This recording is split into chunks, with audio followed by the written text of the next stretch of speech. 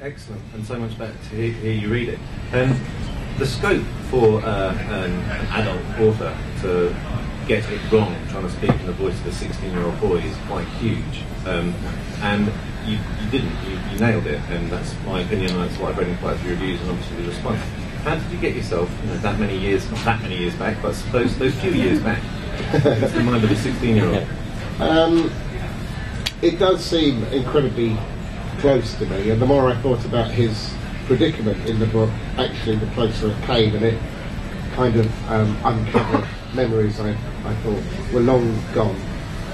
Specific memories of sad experiences? Yes, I mean specific memories of sad experiences in terms of what it felt like to fall in love when you were 16, what it felt like to fall out of love when you were 16, usually within the same sort of month or 2 month period. The general feeling of lots of different emotions in the same day as well. Feeling very high and feeling very low and feeling very aggressive and feeling all these things, and that might be a kind of regular school day. That might be one double geography lesson that you feel these things. And the other decision I took fairly quickly was not to use language that was specifically connected to a teenager now, because pretty much by the time the paperbacks come out, then it's finished, and you look, I think, a bit like your uncle trying to dance, and I think there's nothing worse. Yes, there's nothing worse. And you keep a very honest voice throughout the whole thing. I felt, I'm called Sam, I think I'm 16 most of the time, was an avid skateboarder, and so I had a real connection to it. But it was billed when we were writing it as your first teenage novel. Was that a very conscious decision to write something for young people? No, I felt that I'd had a connection with younger people. I know that the last couple of years, for example, some kids have been reading Fever Pitch at school, and in fact my next door neighbour, teenage lads who live next door, they thrust their exam paper over the fence, and there were questions about Fever Pitch on their exam paper, which was very weird. There's an interesting sense of recognition there. Well, you don't want to hear the author you're studying for O-level shouting through the walls, do you? I never came very close to that when I was a kid. I never heard Ian Forster yelling at his kids. So that the whole thing sort of freaked me out a bit. About a Boy, I suppose, was a turning point in terms of, I know a lot of young people saw the movie and then read the book as a consequence. I know a lot of young people have read it since. And then in A Long Way Down there was a girl in her late teens and that as well. So I felt that there was this connection there, and it just felt like the next stop on a journey to me. That's a real journey as well, to go from being an English teacher to then ending up on an English exam. Yes, I hadn't thought of it like that. I might have ended up teaching myself if I'd stayed there. That would be very surreal. Was there much, in terms of collaboration, trying to get into an understanding of mindset? Did you test it as you were writing it with any young people?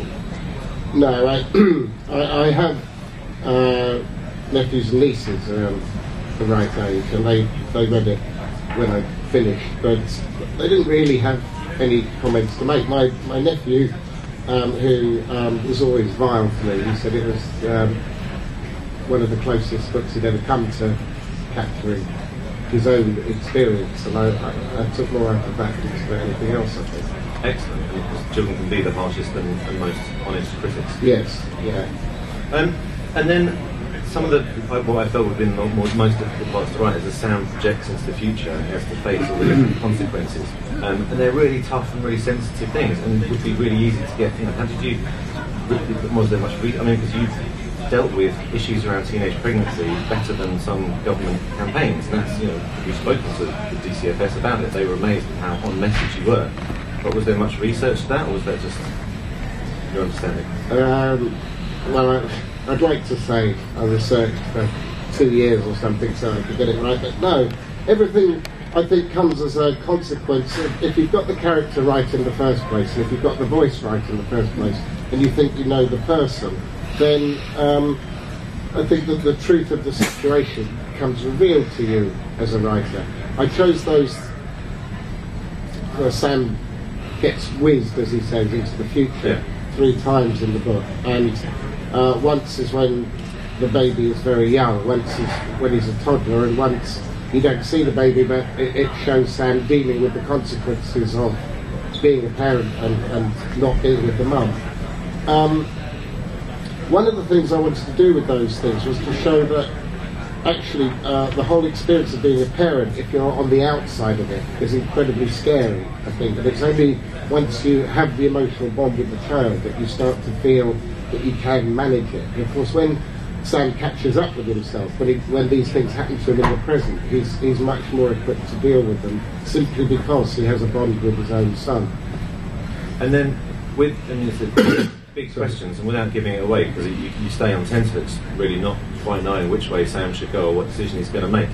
Abortion, and you're not no stranger to tackling serious issues in your other work, but abortion is one of the massive last great taboos. Did you have to make a decision? Did you want to? How far did you want to get into that? And did you decide to or not to, depending on the issue?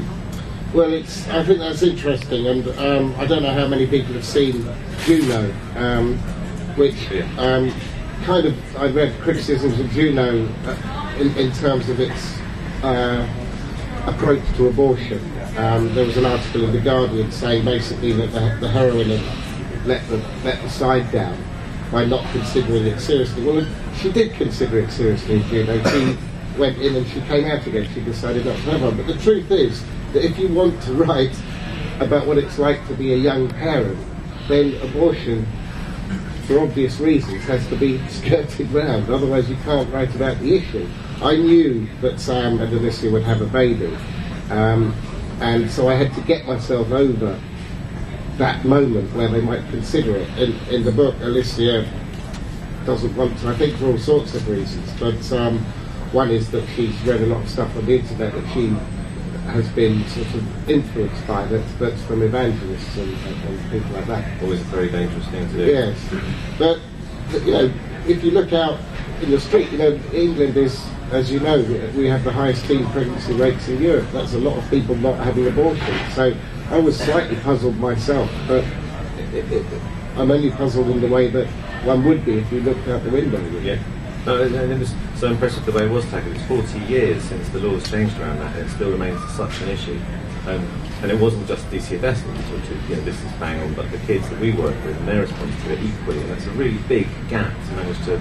well, I'm glad. It was a difficult part of the book, and it was something that caused me some concern when I was writing it. Well, the only thing that I thought really broke with the kind of how well it fitted with all the different kind of brand messages, I know you weren't writing into those, was that typically it's the boys who are trying to get sex, and in this instance it's Alicia.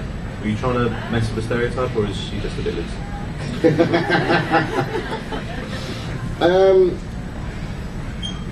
I think that I think that the beauty, in a way, of the modern world for writers is that anyone can be anything that you want them to be, and no one really questions it. That if you want a guy who's like this, well, there's one out there in the world somewhere, and those stereotypes and gender roles are breaking down, I think, at a rate of knots. So I chose to have Alicia put the pressure on Sam slightly because I thought it was a more interesting area to go into, And you end up feeling quite sorry. Well, I ended up feeling. I'd end up feeling really, really sorry for Sam.